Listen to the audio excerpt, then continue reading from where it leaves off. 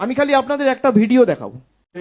Detect करेंगे, delete करेंगे और फिर डिपोर्ट करेंगे। यारे यदि 50 लाख बात जाए এখানে 1,25,00,000 बात जाए।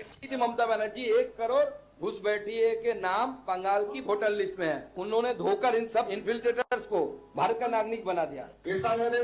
কমপক্ষে 1,20,00,000 মানুষ বাদ যাবে।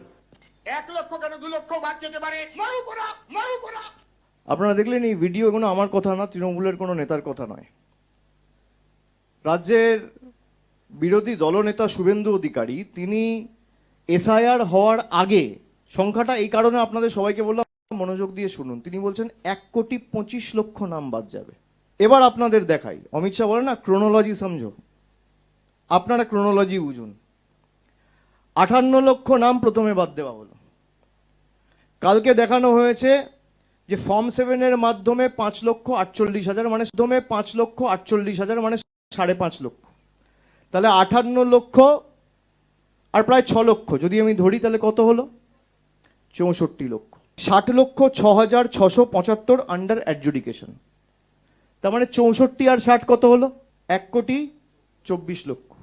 শুভেন্দু অধিকারী বলেছে 1,25,00,000, শান্তনু ঠাকুর বলেছে 1,20,00,000। এটা আমার কথা নয়, টার্গেট অনেক আগে সেট করে দেওয়া হয়েছে। আপনি যাদেরকে আন্ডার অ্যাডজুডিকেশন রেখেছেন এদের উপর তো আপনিও পেয়েছেন। তাদের নাম যদি ডিলিট হয়, তাদের নাগরিকত্ব যদি অবৈধ হয়, আপনার প্রধানমন্ত্রী পদও তো অবৈধ, দেশের কেন্দ্রের সরকার তো অবৈধ।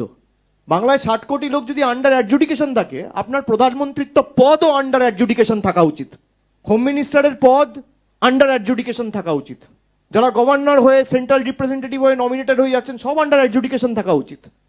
মানুষকে আপনি আন্ডার অ্যাডজুডিকেশন রাখবেন আর নিজে ফুর্তিতে ঘুরে বেড়াবেন। 6 তারিখ মেট্রো চ্যানেলে মমতা বন্দ্যোপাধ্যায় নিজে এই নিয়ে প্রতিবাদ কর্মসূচি নিয়েছে। তিনি অবস্থান বিক্ষোভ এবং ধর্নায় দুপুর 2টো থেকে নিজে বসবেন।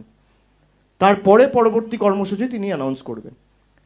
6 তারিখ, আগামী 6 তারিখ মেট্রো চ্যানেলে, মানে প্ল্যানেট ইস্ট যেটা, যেখানে মমতা বন্দ্যোপাধ্যায় অনশন করেছিলেন, সেই একই জায়গায় আমরা অলরেডি দলের তরফ থেকে একটা চিঠি অথরিটিসদের কাছে জমা করেছি। 6 তারিখ দুপুর 2টোয় তিনি অবস্থান বিক্ষোভে বসবেন এবং সেখানে দলের সর্বস্তরের প্রতিনিধি, দূরে যারা রয়েছে আমি সবাইকে আসার জন্য অনুরোধ করব না, তার কারণ এসআইআর চলছে এখন, এই আগামী 10-15 দিনও খুব গুরুত্বপূর্ণ। কিন্তু কলকাতার আশেপাশে পার্শ্ববর্তী জেলায় যারা রয়েছেন তারা আসবেন নিজের এলাকা সামলে, এবং পরবর্তী দলের কর্মসূচি 6 তারিখ সেখান থেকে মমতা বন্দ্যোপাধ্যায় নিজে ঘোষণা।